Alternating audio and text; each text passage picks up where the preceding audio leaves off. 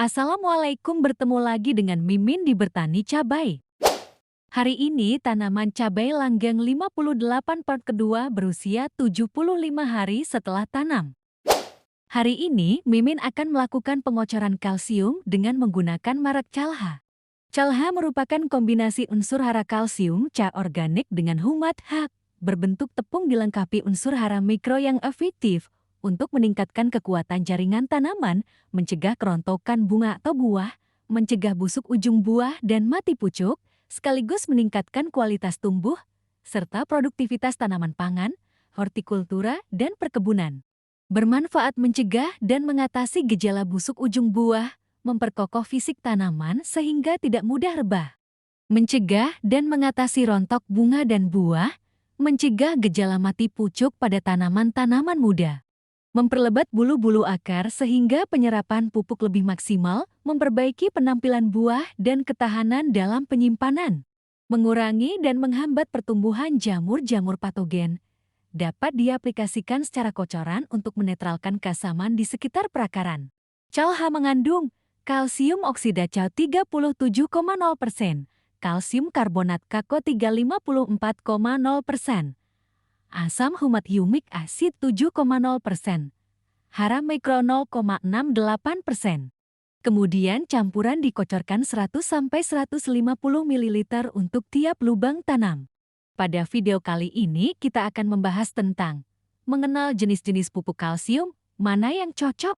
Dilansir dari bumikita.id, kalsium yang disimbolkan dengan Ca bagi tanaman merupakan unsur hara makro sekunder yang tingkat kebutuhannya berada di bawah unsur makro primer N, P, dan K, dan sejajar dengan M, G, dan S. Meski sekunder, namun kebutuhannya tak kalah esensial dengan unsur-unsur makro primer. Kalsium digolongkan ke dalam unsur makro karena dibutuhkan dalam jumlah yang cukup besar. Sedangkan digolongkan sekunder karena pemberian unsur kalsium ini tidak selalu wajib, melainkan perlu diberikan dalam situasi dan kondisi tertentu. Mengapa demikian? Karena pada tanah-tanah yang belum terlalu intensif ditanami, seperti kebun baru kandungan kalsium dalam tanah masih cukup memadai. Namun pada lahan-lahan pertanian yang intensif bertahun-tahun selalu ditanami, ketersediaan kalsium dalam tanah makin menipis sehingga perlu adanya penambahan melalui pupuk kalsium. Bahkan status kalsium itu bisa naik kasta dari makro sekunder ke makro primer pada sistem pertanian hidroponik, karena dalam media air sangat sedikit terkandung kalsium. Manfaat kalsium bagi tanaman. Kalsium dimanfaatkan tanaman dalam bentuk tuan C2.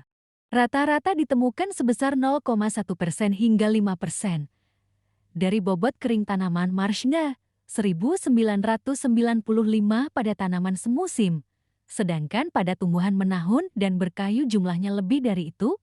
Peran utama kalsium pada tanaman secara umum adalah: pertama, sebagai unsur hara pembangun peran struktural, kalsium bersama unsur karbon dalam tubuh tanaman membentuk ikatan yang berupa dinding-dinding sel yang membungkus protoplasma, yaitu suatu cairan sangat pekat berisi berbagai macam zat-zat atau senyawa organik yang memerankan fungsinya masing-masing seperti ion-ion, asam amino, monosakarida, polisakarida, air, asam nukleat, protein, lipida atau lemak, enzim, klorofil khususnya pada sel-sel daun, dan masih banyak lagi lainnya.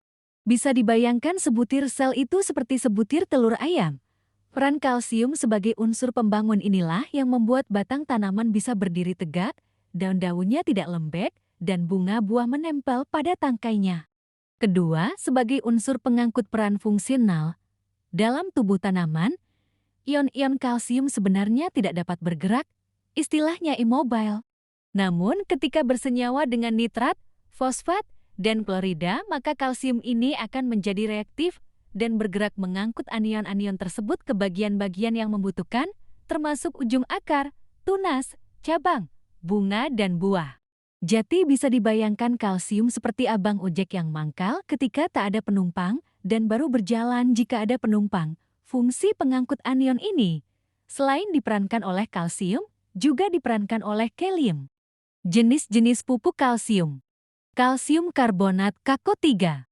Inilah bentuk alami kalsium terbesar di permukaan bumi, terbentuk dari cangkang-cangkang hewan laut, tulang belulang hewan laut, dan yang terbesar adalah dari fitoplankton bernama Coccolithophore, jenis alga purba terbanyak yang mengendap dan membatu di dasar lautan. Endapan batuan kalsium berusia jutaan tahun itu naik ke permukaan bumi dan membentuk pegunungan kapur karena desakan kerak bumi yang membuat lempeng samudera naik menjadi daratan. Oleh karenanya pegunungan kapur biasa kita dapati di wilayah-wilayah tepian lempeng bumi, seperti selatan Pulau Jawa, Bali, Nusa Tenggara, dan barat Pulau Sumatera. Untuk menjadikannya pupuk, batuan kalsium itu harus melalui proses pemurnian dan penepungan menjadi partikel-partikel yang sangat halus. Kelebihan dari kalsium karbonat diantaranya, memiliki kisaran pH tinggi yaitu 8 hingga 9 alkali, sehingga bisa menjadi penyimbang pH pada tanah asam serta permukaan tanaman yang terlapisi lapisan asam dari air hujan. Dengan daya larut rendah justru terserap oleh tanaman secara slow release perlahan, sesuai kebutuhan tanaman sehingga sel-sel tanaman tidak terlalu kenyang oleh kalsium. Selain sebagai sumber unsur hara kalsium, aplikasi kalsium karbonat pada daun terbukti mampu menghambat inkubasi jamur patogen karena pH-nya yang alkalis plus kemampuannya menyerap kelembaban udara. Tidak bersifat higroskopis, sehingga tak perlu khawatir tanaman akan mengalami plasmolisis jika diaplikasikan melebihi dosis anjuran. Aman diaplikasikan baik pada musim hujan maupun kemarau, cocok dikombinasi dengan fungisida tembaga untuk mengurangi fitotoksisitas tembaga. Bisa mereduksi mengeram pertumbuhan tanaman yang terlalu vigor akibat kelebihan nitrogen dan mengeraskan sel-sel tanaman yang terlalu lunak. Kekurangan dari kalsium karbonat diantaranya, tingkat kelarutan dalam air sangat rendah, hanya 13 gram 1 liter air pada suhu 25 sek. Meski demikian kelarutan ini akan meningkat pada cairan asam. Tidak cocok dikombinasi dengan aplikasi pestisida yang berbentuk larutan SP, SL, SG, WSC. Hanya menyediakan satu unsur hara yaitu kalsium, kurang cocok untuk tanaman fase vegetatif awal.